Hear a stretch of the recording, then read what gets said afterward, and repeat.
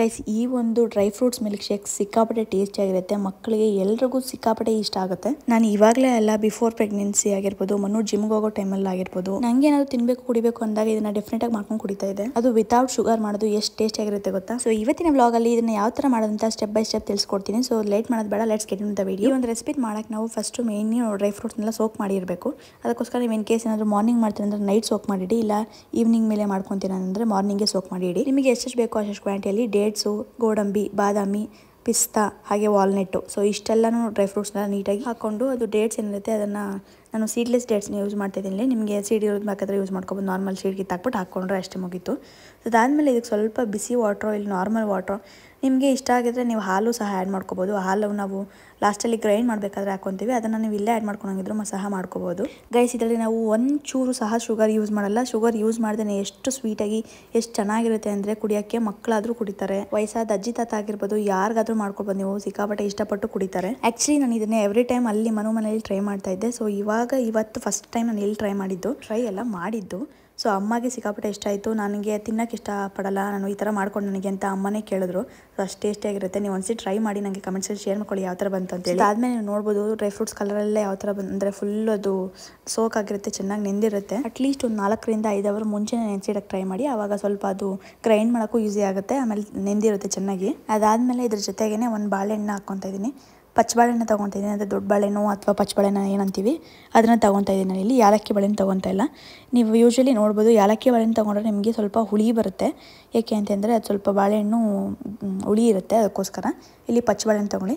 ಆದಷ್ಟು ಹಣ್ಣಾಗಿರೋ ಬಾಳೆಹಣ್ಣು ತೊಗೊಳ್ಳಿ, ಚೆನ್ನಾಗಿರುತ್ತೆ ಟೇಸ್ಟ್. ಇದು ನಿಮಗೆ ಎಷ್ಟು ಬೇಕೋ, ಇವಾಗ ನೀವು ಒಬ್ಬರು ಮಾಡ್ಕೊತಿದ್ದೀರ ಅಂದರೆ 1 ಬನಾನಾ ಹಾಕ್ಕೊಳ್ಳಿ, ಅಥವಾ ಇಬ್ಬರು ಮಾಡ್ಕೊತಾ ಇದ್ದೀರ ಅಂದರೆ ಒಂದು ಸ್ವಲ್ಪ 2-3 ಬನಾನಾ ಹಾಕ್ಕೊಳ್ಳಿ. ಹಾಲು ಕನ್ಸಿಸ್ಟೆನ್ಸಿ ನಿಮ್ಗೆ ಎಷ್ಟು ಬೇಕೋ ಅಷ್ಟು ನೋಡ್ಕೊಂಡು ಮಾಡ್ಕೊಳ್ಳಿ. ನನ್ನ ಮಕ್ಕಳಿಗೆಲ್ಲ ಡ್ರೈ ಫ್ರೂಟ್ಸ್ ಹಂಗೆ ತಿನ್ನೋದೆಲ್ಲ ಇಷ್ಟ ಆಗಲ್ಲ. ಸೊ ಆವಾಗ ವಾರಕ್ಕೆ ಒಂದ್ಸತಿ ಈ ಥರ ಮಾಡಿಕೊಟ್ರೆ ಅವ್ರಿಗೂ ರಿಫ್ರೆಶಿಂಗ್ ಅಂತ ಅನ್ಸುತ್ತೆ. ನೆಕ್ಸ್ಟ್ ಇದಕ್ಕೆ ಬನಾನಾ ಎಲ್ಲ ಹಾಕ್ಕೊಂಡ್ಮೇಲೆ ನಾನಿಲ್ಲಿ ಕಾಯಿಸಿ ತಣ್ಣಗಾಗಿರ್ಬೇಕು ಹಾಲು, ತಣ್ಣಗಾಗಿರೋ ಹಾಲನ್ನ ಹಾಕ್ಕೊತಿದ್ದೀನಿ. ಒಬ್ಬೊಬ್ಬರು ಹಸಿ ಹಾಲನ್ನೇ ಹಾಕ್ಕೊತಾರೆ, ಪ್ಯಾಕೆಟಿಂದ ಡೈರೆಕ್ಟಾಗಿ ಹಂಗೆ ಯೂಸ್ ಮಾಡ್ತಾರೆ, ಅದು ಅವರ ಇಷ್ಟ. ಬಟ್ ನಾನು ಕಾಯಿಸಿ ಇಲ್ಲಿ ಹಾರಿಸಿ ಹಾಕ್ಕೊತಾ ಇದ್ದೀನಿ. ಪ್ರತಿ ಸರಿ ನಾನು ಹಂಗೆ ಯೂಸ್ ಮಾಡೋದು. ಇದನ್ನು ನೀವು ಪ್ರೀ ಮೀಲ್ ವರ್ಕೌಟ್ ಮೀಲ್ ಆಗಿಯೂ ಸಹ ಕನ್ಸ್ಯೂಮ್ ಮಾಡ್ಬೋದು. ಅದರಲ್ಲೂ ನಂತರ ಯಾರಿಗೆ ಸ್ವೀಟ್ ಕ್ರೇವಿಂಗ್ಸ್ ಜಾಸ್ತಿ ಆಗ್ತಿರುತ್ತೆ ಅವ್ರು ಖಂಡಿತವಾಗ್ಲೂ ಇದನ್ನು ಮಾಡ್ಕೊಂಡು ಕುಡಿಬೋದು. ಸೊ ಅದರಿಂದ ಸ್ವೀಟ್ಸ್ನ ಅವಾಯ್ಡ್ ಮಾಡ್ಬೋದು. ಸೊ ಇಲ್ಲಿ ಯಾವುದೇ ರೀತಿ ನೀರು ಆ್ಯಡ್ ಮಾಡಲಿಲ್ಲ, ಬರೀ ಹಾಲು ಆಮೇಲೆ ಬಾಳೆಹಣ್ಣು ಇದನ್ನೇ ಹಾಕಿ ಗ್ರೈಂಡ್ ಮಾಡ್ಕೊಂಡಿದ್ದೀನಿ. ಸೊ ನನಗೆ ಈ ಕನ್ಸಿಸ್ಟೆನ್ಸಿಯಲ್ಲಿ ಬಂದಿದೆ. ಸೊ ನನಗೆ ಅದೇ ಇದರಲ್ಲೇ ಬೇಕಾಗಿತ್ತು. ತೀರಾ ಮಂದ ಮಾಡಿಕೊಂಡ್ರು ಚೆನ್ನಾಗಿರಲ್ಲ ಇದು ಕುಡಿಯೋಕ್ಕೆ.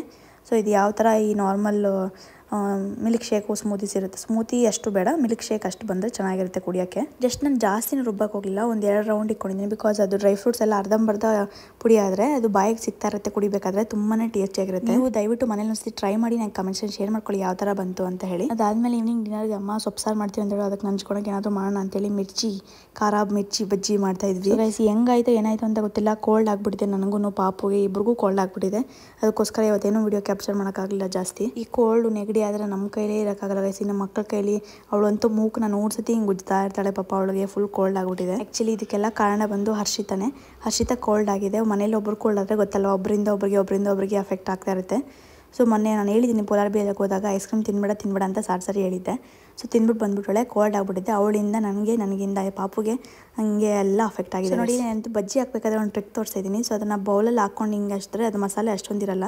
ಸೊ ಈ ಥರ ಗ್ಲಾಸ್ಗೆ ನಾವೇನು ಮಸಾಲೆ ಮಾಡಿಕೊಂಡು ಅಂದರೆ ಕಡಲೆ ಶೀಟ್ ಏನು ಕಲ್ಸ್ಕೊಂಡಿರ್ತೀವಲ್ವ, ಅದು ಔಟರ್ ಲೇಯರ್ ಕೋಟಿಂಗ್ ಕೊಡೋಕ್ಕೆ ಏನು ಇಟ್ಕೊಂಡಿರ್ತೀವಲ್ವ, ಅದನ್ನು ನಾವು ನೀಟಾಗಿ ಒಂದು ಗ್ಲಾಸಲ್ಲಿ ನಾವೇನು ಕಲ್ಸ್ಕೊಂಡಿರ್ತೀವಲ್ವ ಕಡಲೆ ಶೀಟು ಅದನ್ನೆಲ್ಲ ನೀಟಾಗಿ ಇಟ್ಕೊಂಡು, ಸೊ ಈ ಥರ ಡಿಪ್ ಮಾಡಿ ಹಾಕಿದ್ರೆ ಕಡಲೆ ಶೀಟು ನೀಟಾಗಿ ಹಿಡಿಯುತ್ತೆ. ಬಜ್ಜಿಗೆ ಏನಾಗಿರುತ್ತೇವಲ್ಲ ನೀಟಾಗಿ ಹಿಡಿಯುತ್ತೆ.